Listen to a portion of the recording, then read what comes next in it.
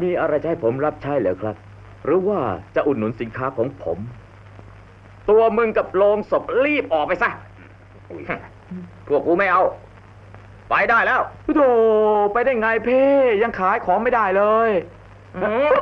ฮ้ยเดี๋ยวขอวัดก่อนจะเท่าไหร่เนี่ยวัดโอ้ยวัดอะไรอุ้ยไหนโอ้โหสวยจังเลยขอวัดก่อนนะโอ้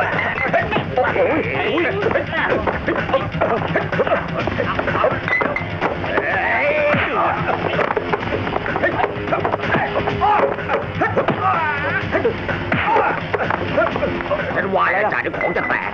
เก็บสมอง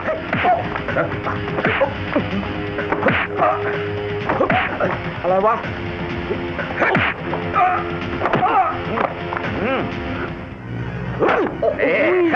ฟังเซ่นี่นะมาเลยนี่โอ้ย